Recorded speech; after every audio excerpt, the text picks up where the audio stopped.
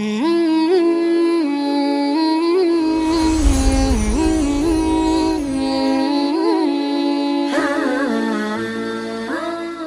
باللہ من الشیطان الرجیم بسم اللہ الرحمن الرحیم الحمدللہ رب العالمین بارئ الخلائق اجمعین هو الرزاق ذو القوة المتین ثم الصلاة والسلام علی اشرف الانبیاء والمرسلین سیدنا و مولانا ابی القاسم محمد اللہم صلی علی محمد وآل محمد اما بعد فقد قال اللہ تبارک و تعالی فی محکم کتابہ المبین وقولہ الحق بسم اللہ الرحمن الرحیم ووجدک عائلا فاغنا صدق اللہ العلی العظیم۔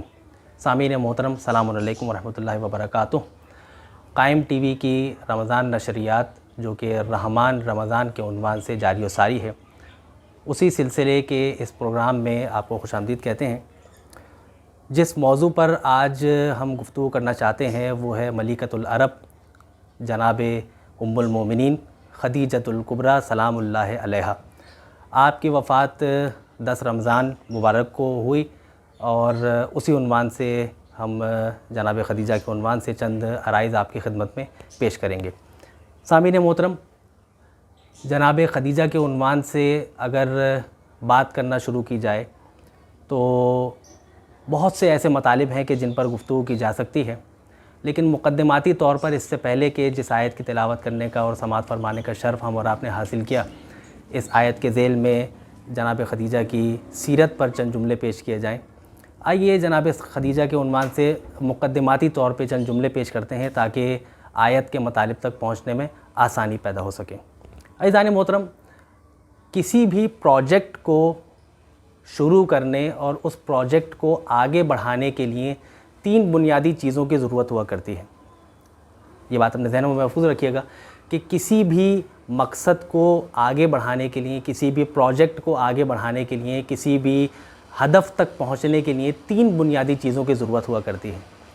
پہلی چیز ہے مال، دوسری چیز ہے موٹیو یا مقصد، ہدف، تیسری چیز ہے افرادی قوت۔ یہ 3 بنیادی چیزیں مل کر ہمیں کسی خاص پروجیکٹ کے مقصد اور ہدف تک پہنچاتی ہیں۔ تو اب جب انسان مثال کے طور پر اگر کسی اسکول کی بنیاد ڈالنا چاہتا ہے تو اس کا بنیادی مقصد یہ ہوتا ہے کہ بچوں کی تعلیم کا بندوبست کیا جا سکے۔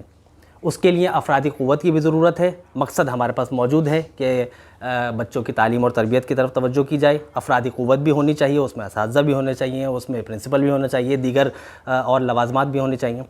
اس کے ساتھ ساتھ تیسری چیز جو بنیادی طور پر ضروری ہے وہ ہے مال، پیسے کی بھی ضرورت ہوتی ہے کسی بھی پروجیکٹ کو آگے بڑھانے کے لیے۔ جب رسول اللہ اس دنیا میں تشریف لائے اور آپ خداوند متعال کے ذریعے رسالت پر فروکش ہوئے، تو اس کے بعد رسول اللہ کو اور اس سے پہلے دین اسلام کی تبلیغ کے لیے جو مقصد خداوند متعال نے انہیں دیا تھا، اس مقصد کو آگے بڑھانے کے لیے بھی 3 چیزوں کی ضرورت تھی۔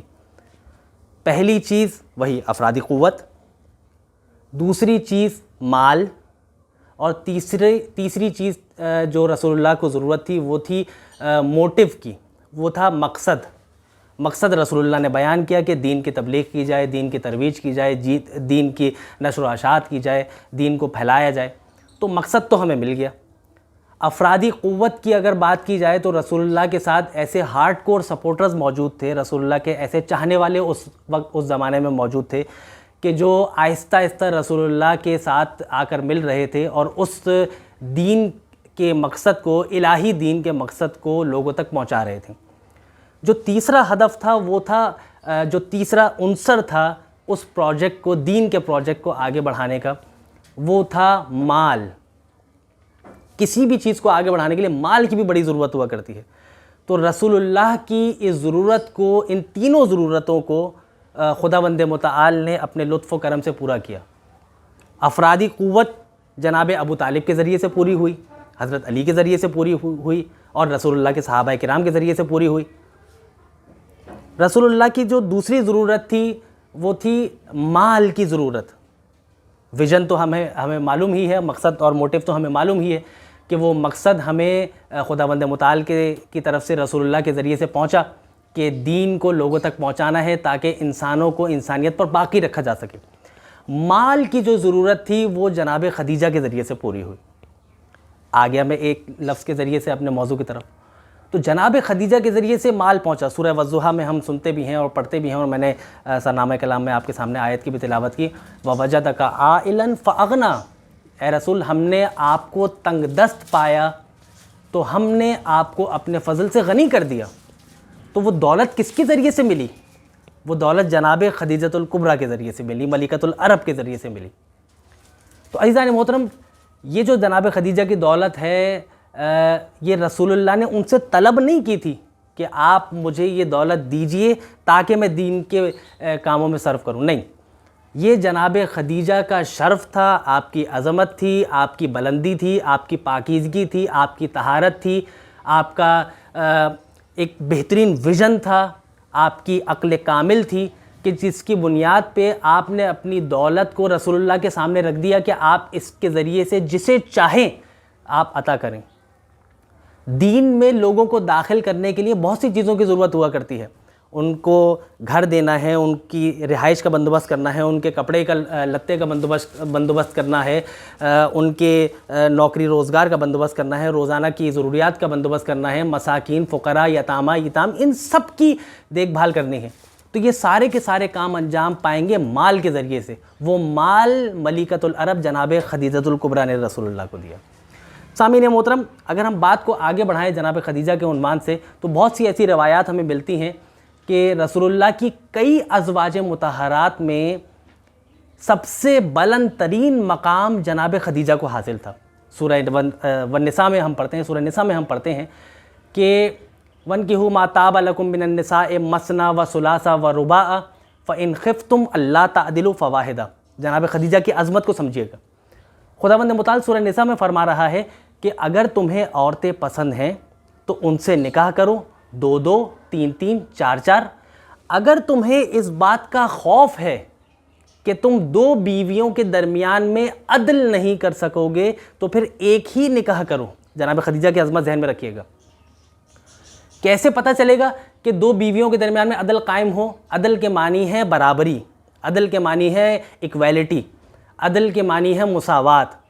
کیونکہ اگر پہلی بیوی کی موجودگی میں دوسرا نکاح کیا جائے تو دوسری بیوی ہو جائے گی پہلی بیوی کی ہم پلہ، پہلی بیوی کی مساوات کے مساوی کہلائے گی، پہلی بیوی کی ایکویلٹی کی طرف آ جائے گی، دونوں بیویاں ایک دوسرے کے برابر آ جائیں گی۔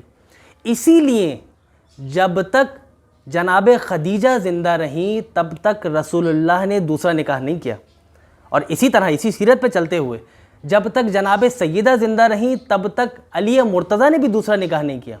تو ہمیں اس آیت سے ایک اصول بھی مل گیا، اور دیگر اصولوں کی طرح ایک قانون بھی مل گیا، ایک کلی قاعدہ بھی مل گیا کہ نہ اس کائنات میں کوئی عورت خدیجہ جیسی ہے اور نہ کوئی اس کائنات میں عورت جناب سیدہ جیسی ہے۔ یہ بات اپنے ذہنوں میں آپ محفوظ رکھیں کہ جب تک جناب خدیجہ زندہ رہیں نبی کریم نے دوسرا نکاح نہیں کیا۔ اور آپ دیکھیے یہ وہ بیوی ہیں جناب خدیجہ کہ ان پر نہ صرف یہ کہ جبرائیل علیہ السلام درود بھیج رہے ہیں، سلام بھیج رہے ہیں، بلکہ خود خداوند متعال نے سلام بھیجا ہے۔ روایت کا جملہ ہے الاستیعاب میں، ابن عبد البر یہ نقل کرتے ہیں 4 جلد کے اندر، کہ ایک مرتبہ صحابہ کرام رسول اللہ کے سامنے تشریف فرما تھے، تو جناب خدیجہ نے کھانا بنایا، کچھ سالن بنایا، اور وہ سالن بنا کر رسول اللہ کی بارگاہ میں لے کر چلیں۔ اس سے پہلے کہ جناب خدیجہ رسول اللہ کی بارگاہ میں پہنچتیں تو جبرائیل نازل ہوئے۔ یہ حضرت ابو ہریرہ سے روایت ہے، بخاری و مسلم میں بھی موجود ہے کہ جبرائیل نازل ہوئے رسول اللہ کے پاس، اور آنے کے بعد یہ جملہ کہا کہ یا رسول اللہ جناب خدیجہ آپ کے لیے کھانا بنا کر لا رہی ہیں۔ جب جناب خدیجہ آپ کے پاس پہنچیں، آپ کی بارگاہ میں پہنچیں، تو آپ خداوند متعال کی طرف سے اور مجھ جبرائیل کی طرف سے جناب خدیجہ کی بارگاہ میں سلام بھیجیے گا، خداوند متعال کا سلام بھیجیے گا۔ صحابہ کرام تشریف فرما تھے، جناب خدیجہ آئیں، رسول اللہ نے سلام بھیجا کہ آپ کی عظمت کے پیش نظر خداوند متعال اور جبرائیل نے آپ کو سلام بھیجا ہے۔ اللہ اکبر! تو عزیزان محترم آپ نے غور کیا، یہ جناب خدیجہ کی سیرت ہے، یہ جناب خدیجہ ہیں. آپ دیکھیے کہ ایسی خاتون کے جو ملکۃ العرب ہے، ملکہ نہیں ہے، لیکن لوگ آپ کو آپ کی دولت کی وجہ سے، آپ کے وقار کی وجہ سے آپ کو ملکۃ العرب کہا کرتے تھے. آخری جملہ اور بات تمام، کہ جس کے پاس مال و دولت ہوا کرتا ہے وہ پرتعیش زندگی گزارنا پسند کرتا ہے. لیکن عزیزان محترم، ناظرین کرام، جناب خدیجہ کی عظمت یہ ہے کہ جب 3 سال کے لیے شیب ابی طالب کے اندر محصور کر دیا گیا بنو ہاشم کو، یا جس طرح سے آج کل کے الفاظ میں ہم کہیں کہ انہیں کیورنٹائن کر دیا گیا اور ان کا سوشل بائیکاٹ کر دیا گیا، نہ کوئی ان سے ملے گا، نہ وہ کسی سے ملیں گے، نہ ان تک کھانا، فوڈ اور کھانے پینے کی چیزیں فراہم کی جائیں گی. اس موقع پر 3 سال تک اس شیب ابی طالب کی گھاٹی کے اندر جناب خدیجہ رہیں، موجود رہیں، اور اس موجودگی کے اندر بھی آپ کا ساری دولت دین اسلام کی تبلیغ میں لگتی رہی. اس کے باوجود بھی جناب خدیجہ کی زبان پر حرف شکایت نہیں آیا، اور اسی بنیاد پر یہی وہ وجہ بنی کہ 10 نبوی کے اندر جب شیب ابی طالب کا دور ختم ہوا اور وہاں سے وہ معاہدہ عربوں کے ساتھ جو تھا وہ ختم ہوا، تو اس کے بعد جناب خدیجہ کی وفات ہوئی. اور جس سال جناب خدیجہ کی اور حضرت ابو طالب کی وفات ہوئی وہ کوئی عام سال نہیں تھا. اس سال کو محدثین نے، مورخین نے اپنی کتابوں میں لکھا ہے کہ وہ سال عام سال نہیں تھا، وہ سال تھا عام الحزن. رسول اللہ کے لیے وہ سال حزن کا سال تھا، ملال کا سال تھا. عزیزان محترم، اس بات پر بھی غور کیجئے گا کہ جناب خدیجہ رسول اللہ کے لیے کھانا بنا کے لے کے جایا کرتی تھیں. جب ہم حج پہ گئے تھے جس زمانے میں، تو ہم نے خود دیکھا تھا کہ غار حرا میں جہاں پہ پہلی وحی نازل ہوئی تھی، رسول اللہ عبادت کے لیے جایا کرتے تھے، اور جہاں جناب خدیجہ اور رسول اللہ کا گھر تھا مکے میں خانہ کعبہ کے قریب، وہاں سے غار حرا کا سفر اگر آپ بس میں کریں تو آپ کو کافی وقت لگے گا وہاں تک پہنچنے میں. اور نہ صرف یہ کہ وہاں تک پہنچنے میں آپ کو وقت لگے گا، غار حرا پر اوپر چڑھنے کے لیے آپ کو 2 سے 3 گھنٹے کا وقت چاہیے اگر آپ تندرست فربا ہیں تو، اور پھر وہاں سے اترنے میں بھی آپ کو وقت چاہیے، اور عرب کی گرمی آپ کے ذہنوں میں محفوظ رہے.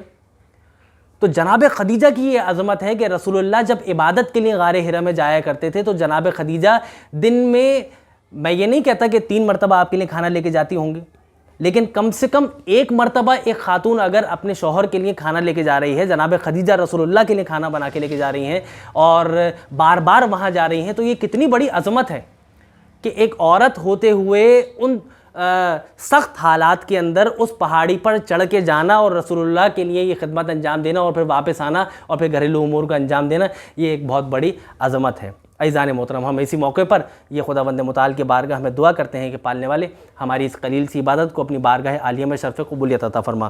پروردگار عالم ہم سب کو جناب خدیجۃ الکبریٰ کی سیرت کو سمجھنے اور اس پر عمل پیرا ہونے کی توفیق عطا فرما. وآخر دعوانا ان الحمد للہ رب العالمین.